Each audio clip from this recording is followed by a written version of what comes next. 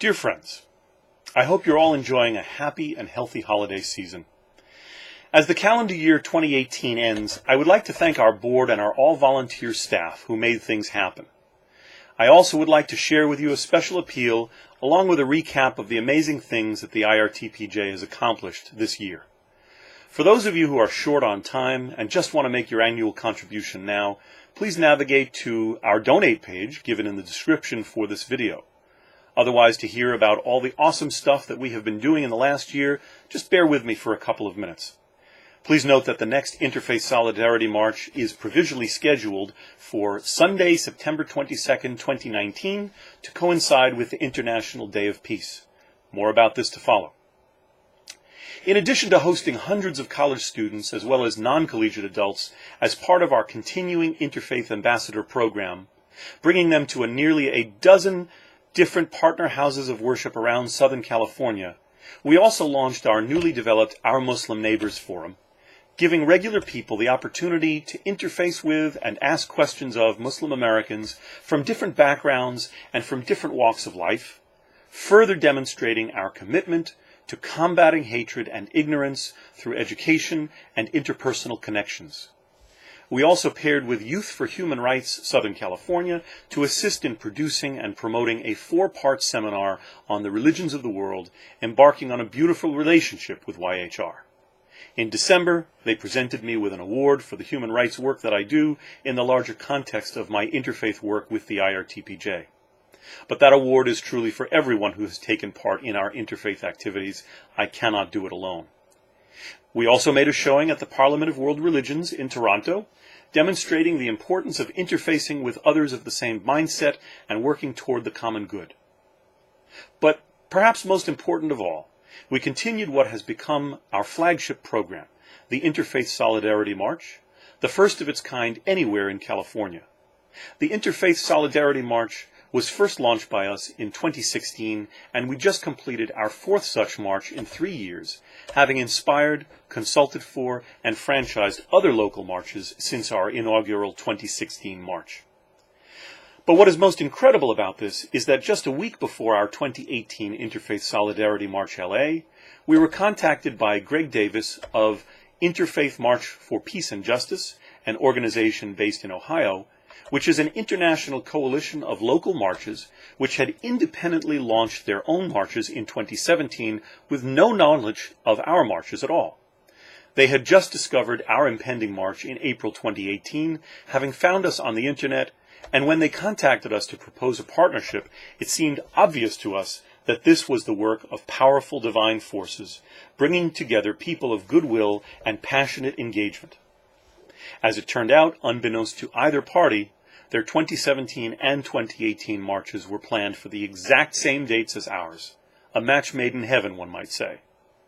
And so while we were marching in LA on Sunday, April 29th, 2018, there were a minimum of 12 other marches organized around the U.S. and abroad, all under the same heading. In fact, one of the most noteworthy marches was the one in Uganda, which saw dozens of local people marching for peace and justice, accompanied by musical instruments in the heat of the African sun, organized by our local partner Sylvia Akan, director of Golden Women Vision in Uganda. Since that time, we have had numerous meetings with Greg and his team, including working a booth together at the Parliament of World Religions in Toronto to promote this project. As such, it was decided that the IRTPJ is the best suited of any of the constituent organizations, on account of our existing infrastructure and longevity of mission and institutional programs, to become the home of the newly reconfigured Interfaith March for Peace and Justice. We will be continuing a partnership with the other organizations that have constituted this march for the last several years, and based upon the interest shown by the attendees at the Parliament of World Religions, we have every confidence that we will at least double the number of cities which will be hosting individual marches, not only in the U.S., but around the world.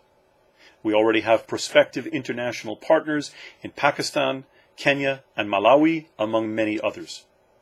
Each of these locales will have their own marches in 2019 to be coordinated in conjunction with our own. The current target date for 2019 is Sunday, September 22nd, to be held in conjunction with the International Day of Peace. Think of this.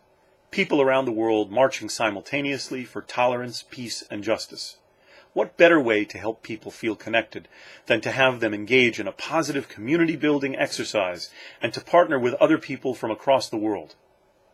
Now, everything that we have done since the beginning of our founding in 2011, we have done on a shoestring budget.